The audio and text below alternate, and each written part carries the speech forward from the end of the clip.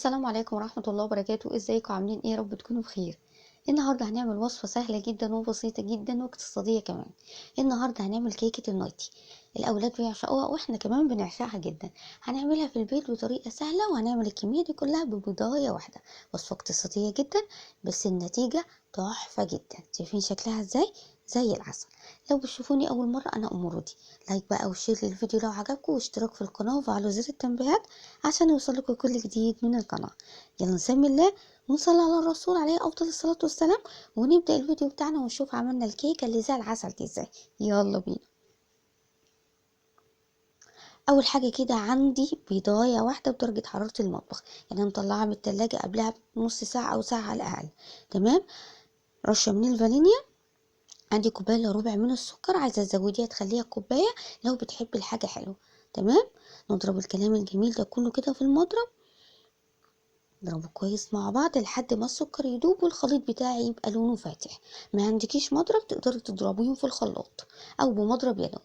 تمام. بسطتها لك خالص اهو. هفضل اضرب في الخليط بتاعي ده لحد ما يبقى لونه فاتح والسكر يدوب تماما. خلاص كده زي الفل، الخليط بقى لونه فاتح والسكر داب تماما. اهم حاجه السكر يدوب. عندي كمان نص كوبايه من الزيت، اهم حاجه الزيت يبقى فاتح عشان ما يغمقليش الكيكه. وعندي كمان كوبايه من الحليب. زي الفل. نضرب بقى في اتجاه واحد.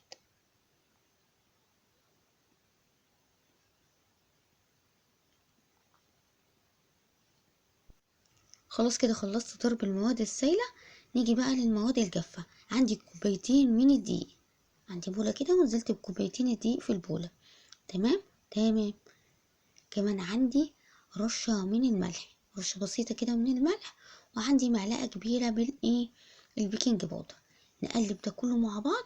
نوزع البيكنج باودر مع بعض على الدقيق لاني انا عايزة الكيكة بتاعتي اول ما تدخل الفرن تبقى متساوية، ما تبقاش حتة عالية وحتة هابطة. تمام. اللي هو الناس اللي هي بتشتكي ان الكيكة في جزء بيطلع في الصينية هابط وجزء عالي، وزعوا البيكنج باودر كويس. خلاص هنا الخليط بتاعي زي الفل. خلاص كده تمام. وهبتدي انزل بالدقيق بتاعي اللي هما كوبايتين من الدقيق، عليهم رشة من الملح ومعلقة كبيرة من البيكنج باودر. لا خدت كوبايتين الدقيق كلهم لا ما خدتهمش، على حسب الدقيق اللي عندي. تمام. احنا وبننزل بالدقيق على الخليط لازم ننخله، لاني انا عايزة ادخل في الكيكة بتاعتي هوا. تمام. كل ما تنخلي الدقيق كل ما انتي تاكلي كيكة تحفة جدا. خلاص كده زي الفل.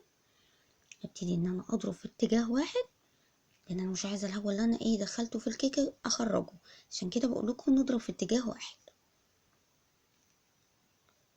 هحط الكميه التانية اللي فاضله من الدقيق، مش هحطها كلها. هندخل كده مش هندخلها كلها. نضرب بقى في اتجاه واحد. الكيكه بتاعتي النهارده اخدت كوبايتين الا ربع من الدقيق، ما خدتش الكوبايتين كلهم. على حسب نوع الدقيق اللي عندك، انت ممكن تاخديهم كلهم او ممكن لا. تمام. انا خدت كوبايتين الا ربع. نضرب بقى في اتجاه واحد.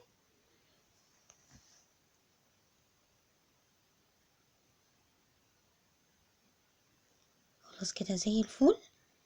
هاجي هنا بقى هاخد من الخليط ده معلقتين كبار وهقول لكم هنعمل بيهم ايه.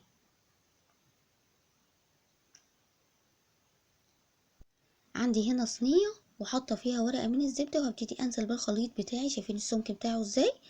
يفضل ان هي تكون الصينيه كبيره شويه لاني انا مش الكيك ده مش هيبقى عالي. تمام. نزلت كده بالكميه كلها وهبتدي ان انا اوزع الكميه كلها في الصينيه، اخليها متساويه.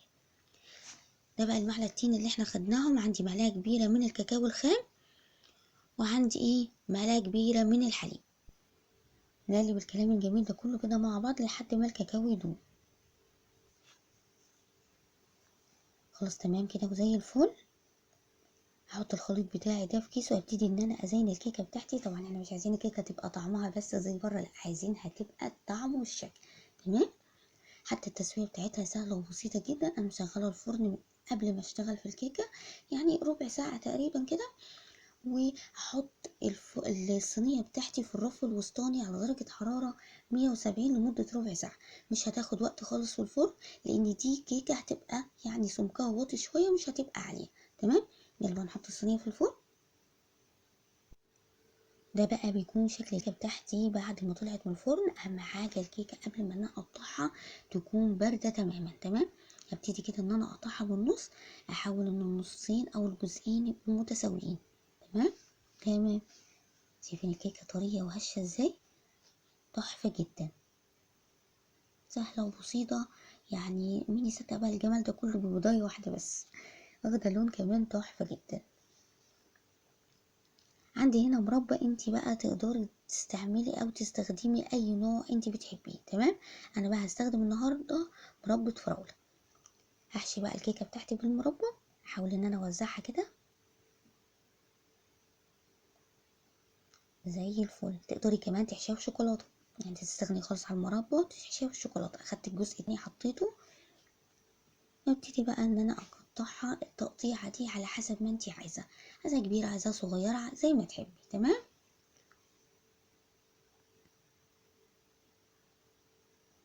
زي الفل.